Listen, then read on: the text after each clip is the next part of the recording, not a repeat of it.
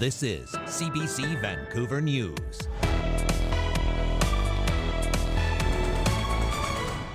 At this point, they're collecting all evidence on scene just to ensure they get an accurate understanding of what happened. A 12-year-old boy riding his bike to school in Pit Meadows is struck by a truck and killed. What police are saying about the crash. Plus, the whole way they're operating the ferry system ought to be so disturbing to the public. We're going to fix this. We are working with the company to fix this. a political fight is brewing over BC Ferries. The opposition says the province's plan to deter cancelled sailings isn't good enough. And you know, water's getting into the store now, and then they're trying to like sandbag and block everything off. the atmospheric river is not budging. We head to Squamish with rainfall warnings still firmly in place for many regions. Good evening, I'm Tanya Fletcher. Thank you for joining us. We begin with a tragic crash in Pit Meadows. A 12-year-old boy killed while riding his bike to school this morning.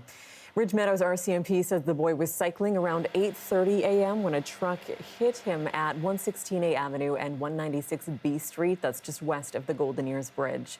First responders tried to save him, but he died. Police say it's a devastating loss for the community.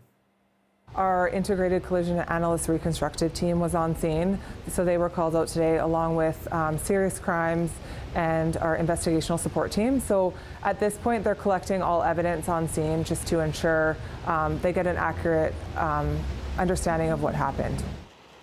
Pit Meadows School District 42 also confirmed the boy's death. Investigators are asking for anyone with information to contact them. At this point, they say impairment was not believed to be a factor. Well, the incessant rain has turned many roads into pools. Rainfall warnings continue to blanket parts of the province tonight. The atmospheric river that's been taking direct aim at the coastal sections won't ease until tomorrow. Our Yasmin Gandam headed to Squamish, which has been drenched with heavy downpours today. Puddles of rain and high river levels visible here in Squamish. The stormy weather brings up concerns about possible flooding after local businesses were forced to shut for weeks on end last December. Climb On in the city's downtown core was one of them. Next thing you know, water's coming like up to the door, and then in our work chat, we're just getting photos sent of like, you know, water's getting into the store now, and then they're trying to like sandbag and block everything off. Salvo says although difficult, the staff are now prepared for another unprecedented weather event. Like, it does take all those factors lining up to create a big enough tide to come in and flood our stores. So I think unless those factors start lining up again, we're not like too concerned. Mainly just kind of bummed about the rain. Yeah. But local officials say it was the rare combination of a storm surge and king tide that led to the catastrophic flooding last Christmas in the area. From a flood perspective, this doesn't sort of meet that threshold for but our staff closely monitor Environment Canada and keep up to speed with all that. The local Chamber of Commerce is advising businesses to have a flood plan in place in case of conditions changing. Well, I think in the face of climate change, there's always a level of concern. I think every business owner and resident of most rural communities should keep that in mind of how do I put a personal plan together in order to actually mitigate and manage emergency situations. The rain may be a nuisance, but for most residents and businesses in the area, it's a usual sight. One they aren't too concerned about, at least not yet. Yasmin Gandam, CBC News, Squamish. BC Ferries is again facing harsh criticism after more cancelled sailings and hours-long delays today. At one point, there was a 7-sailing wait for people without a vehicle reservation. Mira Baines has more on the travel headaches and the political fight that has ensued. More frustration at BC Ferries as morning sailings between Victoria and Tsawwassen were cancelled. The 7 a.m. leaving Victoria and the 9 a.m. leaving Tsawwassen were cancelled due to staff shortages. We did have a couple of crew members call in sick on our coastal inspiration, and unfortunately our crewing processes, the way that we backfill, we just weren't able to backfill those positions as quickly as we needed to this morning. The cancelled sailings on the coastal inspiration came as another ferry, the Spirit of Vancouver Island, was out for repair. It certainly delays your life and puts it on hold for, one sailing cancellation means a whole day for me. It's just vacation. I'm just making my way back and heard a lot of rumors, negative rumors about BC Ferries, but put it to the test. Those rumors are now proven true for me. Thought my wildest dream I'd get on the 9, crazy dream I'd get on the 11. Here I am looking at the 1, hopefully. However, late in the day, the Spirit of Vancouver Island was brought back a day early and 3 sailings were added. BC United leader Kevin Falcon says the corporation BC Ferries should not have to pay fines for cancelled sailings, something the province plans to implement next year. Actually, the people they should be fining are the senior executives. It should be the 4 new vice presidents they've now hired, in addition to the ones that are already there, earning between $300,000 and $460,000 that should be getting a daily fine of $7,000. This shows the executive leadership team at BC Ferries. 8 vice presidents reporting to the CEO of BC Ferries. BC's transportation minister says he's not going to take advice from Falcon. It was under his watch, when he was the transportation minister, that the CEO of BC Ferries got paid $1 million a year. He also addressed the recent interruption. We are working with the company to fix this. They have showed some progress. Getting that vessel back in service this afternoon will certainly help clear up the backlog that accumulated this morning. But we are not out of the woods yet. The company is the first to admit that. BC Ferries also offered future travel vouchers and refunds for cancelled sailings. Mura Baines, CBC News, Victoria. Meanwhile, the Ferry Workers Union says its members are bearing the brunt of travelers' frustrations and sometimes violence. It claims attacks against staff are on the rise, stemming from long waits and difficulty making reservations. It says a few cases have even turned violent. There was a spitting incident in Swartz Bay. Our understanding there was also a parking lot incident where there was someone who parked in staff parking, a member of the public, and then when questioned, ended up making contact with a member of our union and kicking their vehicle. BC Ferry says inappropriate behavior against workers will not be tolerated and that police will be called when necessary. Still at the legislature, the BC government is trying to help victims of sexual violence and violent crime with tweaks to legislation. Our Crime Victims Assistance Program is funded by the very people who cause harm to others. Through the Civil Forfeiture Office, government seizes properties, money, and other assets that are the proceeds of crime. When these assets are sold, the money from that sale is used to fund these services. Changes to the Crime Victims Assistance Act will open up access to benefits for grandparents and grandchildren by removing the requirement of financial dependence on the victim. The definition of witness will also be expanded, and the time limit to apply for benefits will extend from 1 year to 2. BC's health minister says more than 500,000 COVID and flu shots have been given in just over a week, and about 2 million people have been invited to get vaccinated. We have currently, over the next number of weeks, about a 37% filled rate for vaccination appointments, so there's lots of opportunity everywhere. The first invitations went to the most at risk of severe illness, but eligibility will soon expand. British Columbians can book a vaccine appointment online or by phone once they're invited to do so. Let's head north. A boil water notice has taken effect in Prince Rupert after its 100-year-old water system had several breaks last night. Water gushed through the streets and flooded some basements. The situation has since stabilized, but the city's water quality remains compromised.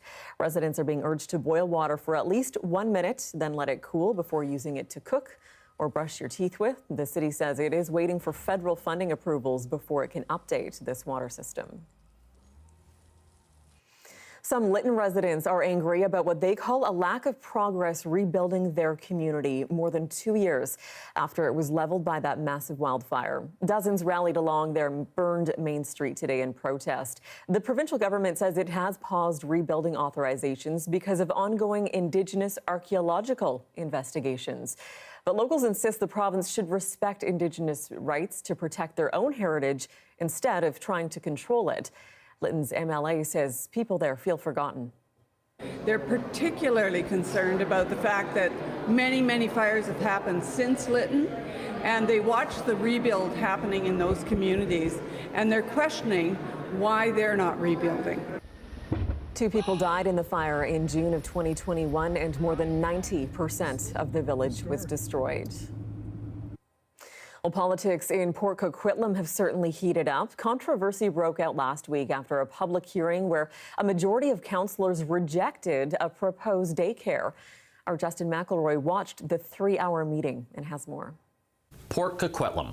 It's a town with a well-known mayor, no actual port, and politicians that listen to their voters. This is not a rubber stamp process. The public is listened to in this community. So when that many people come together, I'm going to listen to them. That was at City Council last week, with councillors explaining why they were voting no to a rezoning. Now, were they against an industrial waste plant or a giant luxury condo? No. Instead, it was a 2-story childcare meant for 65 kids by a nonprofit society that operates 3 other facilities in Metro Vancouver. But this was a new step for Port Coquitlam. They don't have any large childcare sites on neighborhood roads. Now, councillors did vote yes to the project at first and second hearings, indicating their general support. But once they heard from the public, the tide turned. When you see this many people come out and they're this passionate and their concerns are so loud, it's hard to just blow past them. But what exactly were those concerns? Here is a chart. The most common complaint? We have parking issues. We don't have the room to accommodate parking for 65 parents. The sense of community cohesion that we have cherished will slowly erode due to parking disputes. It's just going to be complete chaos. Parking was cited by 6 people. Next up was the lack of sidewalks on the street as a safety concern. And at number 3, the presence of a child care facility might have an adverse effect on the property value. It's going to hurt our property values as well, which I don't think is fair to the residents of the street. The property value is a significant concern for the homeowners in our neighborhood. It'll even affect property values. 4 separate people claimed a daycare could lower property values. 3 people brought up the lack of a nearby playground for kids to go to. And 1 person said this. When the season comes in the autumn or spring, there is a bears basically scavenging for the food, and it's not happening just in the nighttime, it's happening in the daylight, in the middle of the day. So safety issue was 20 people walking roped one to each other on the street and meeting the bear. Parking, property values, possibilities of bears. Now, councillors didn't agree with all of the claims. I don't believe property values are going to drop. I don't believe the bears are going to eat the children. But that councillor still voted against the daycare. So did 4 others. And every single one of them cited the turnout at the public hearing. We have not had that many people out at a public hearing for quite a long time. And I think that says a lot about what is taking place. But how many people actually showed up to that public hearing in question? 9 people. Now, you can argue what this says about the public hearing process. You can argue what it says about how Port Coquitlam's political culture is normally calm. But the only thing you can say definitively, for sure, is those 5 councillors definitely valued the opinions of those 9 people. Justin McElroy, CBC News, Vancouver. Well, today's Google Doodle honors a Canadian who paved the way for Black women in law. Violet Pauline King-Henry was the first Black graduate of the University of Alberta's Faculty of Law and the first Black woman to practice law in Canada after being called to the bar in 1954. She would have been 94 years old today. A young man from Sicamous had the time of his life at a Billy Talent concert in Kelowna last week. He went crowd surfing in his wheelchair. Take a look. Going to a concert in a wheelchair, you kind of have to make a conscious decision between, do I want to get a seat and enjoy the whole show and just see everything that there is to happen and enjoy it from afar, or do I want general admission and be staring at butts and have the few opportunities that I can to go crowd surfing and like play in the mosh pit? And that's usually my choice. Usually people will like lean down and ask me, you want to go up? And then you can try to communicate with people just like, yeah, that'd be great, just let me do my breaks. But the best thing to do is to just and just like emote as much as you can, and people, they hop on the bandwagon way quicker. The majority of people are in a really good mood. It's fun for me, but what it inflicts upon the crowd is nothing short of spectacular. When you're underneath Brad! The energy is already high, but then when people are presented with the idea of putting a person in a wheelchair, I do it more for the people in the crowd than myself. The chair and stuff just kind of like textures my interactions with the world, and obviously you're affected by it, but I think I've always been something of a ray of sunshine.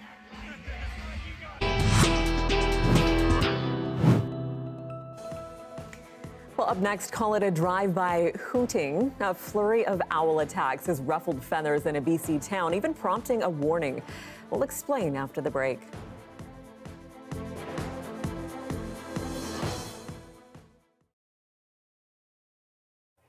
And thank you for staying with us during our commercial-free live stream. A family of Afghan refugees trying to make their way to Saskatoon are now in a perilous situation. They're in Pakistan, where the government is threatening to deport anyone who is there illegally.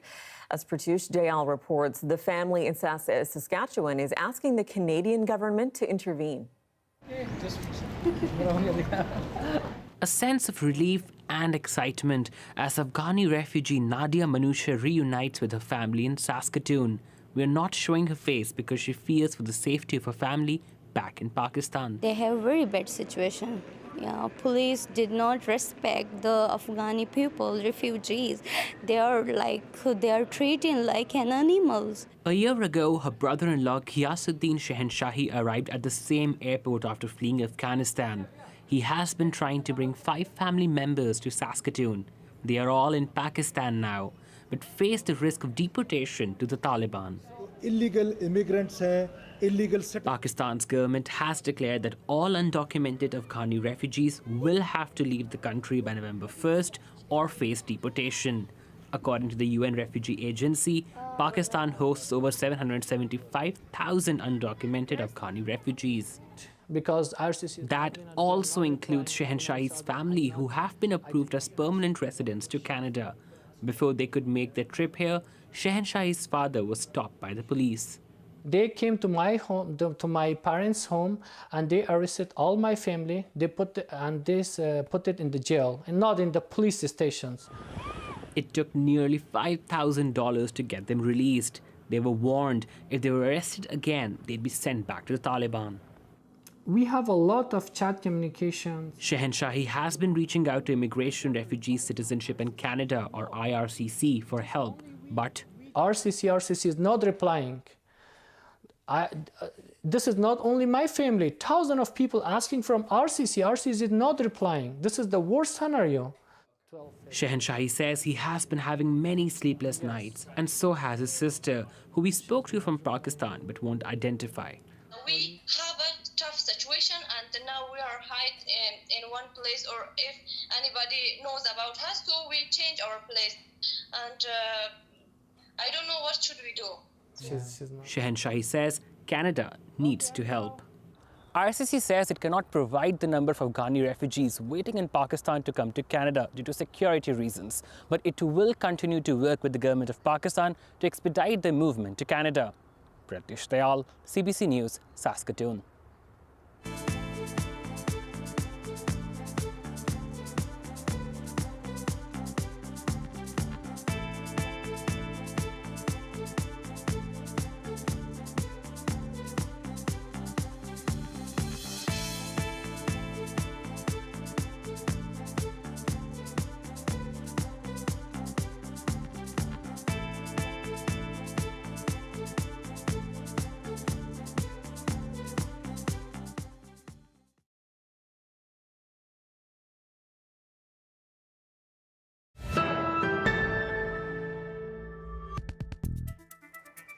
Welcome back. Only one wild-born spotted owl is left in the world, and it lives here in BC. Today, an environmental group was in federal court challenging the Minister of Environment's alleged failure to act quickly enough to protect the endangered species. Our Joel Ballard has the details.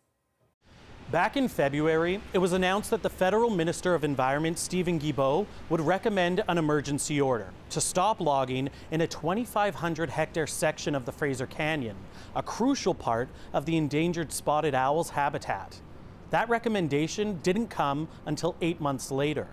Now the Conservation Group, Wilderness Committee, and lawyers from Eco-Justice have taken the ministry to federal court. We're hoping to establish a precedent that when it comes to a dire emergency, the federal government has a responsibility to step in and issue an emergency order, and that they can't take the better part of a year delaying while habitat destruction is ongoing.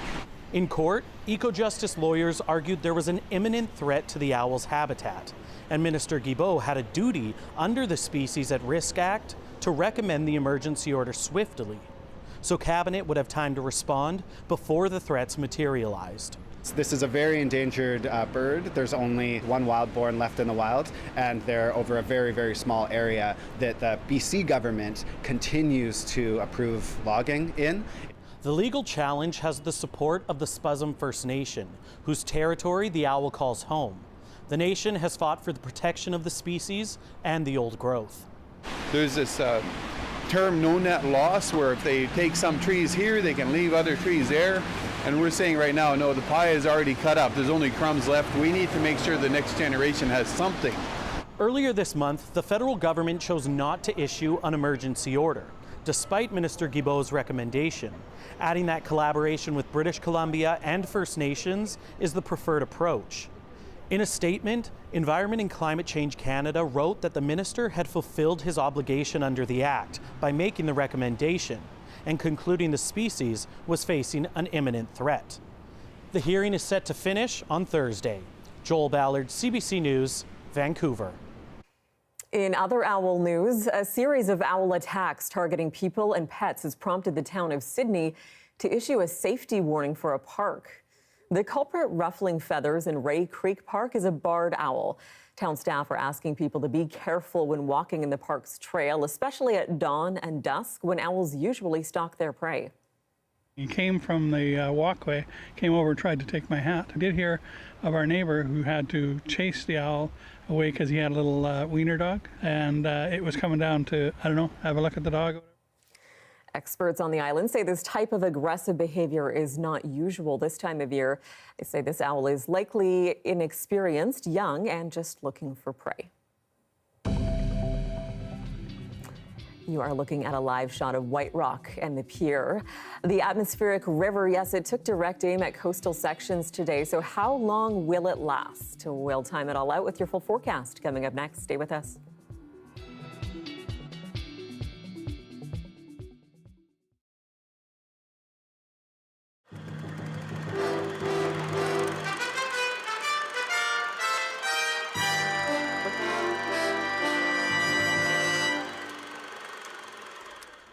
Sophia Loren has been kissed by a number of leading men during her career.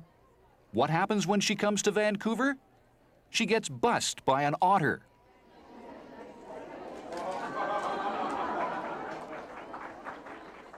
Maybe I'm just envious. Sophia made her appearance at the Hudson's Bay store promoting a perfume called Sophia and a book about her life. Her adoring fans were lined up outside the door, patiently waiting to get a close-up glimpse and a word or two from the star. I like her acting, and I've always, enjoyed seeing her in movies. I wanted to see her if she really looks like she looks in her films and in papers, and she looks even more beautiful than she is in the paper or in the film. Sophia will be in Vancouver for the next 2 days, with another autograph session tomorrow. If the lineups stay as long as this one was, she might be here for a week. And there's no doubt about it, her fans love her. Oh, she's just beautiful. She looks much better in person than on film.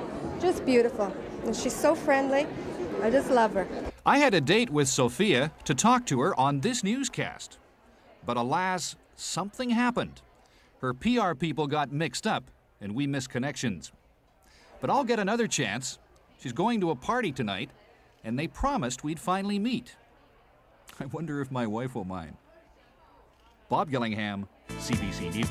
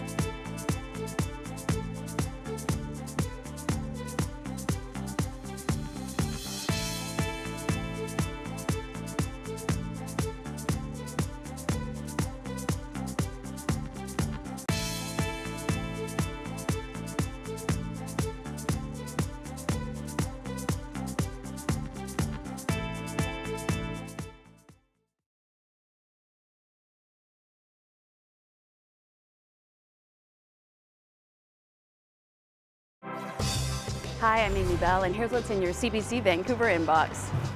Celebrate the achievements and resilience of women in the workforce with CBC's Michelle Elliott on November 21st at the annual Dress for Success Luncheon. Get tickets and learn more at successluncheon.ca. And stay on top of what's happening where you live with our weekly newsletter. Subscribe today for special programming series, events, and contests at cbc.ca/Vancouver Inbox. The weather update is brought to you by Direct Buy Furnace. To cool and clean the air in your home, call Direct Buy Furnace. Installing Trane, the most reliable heating and cooling brand.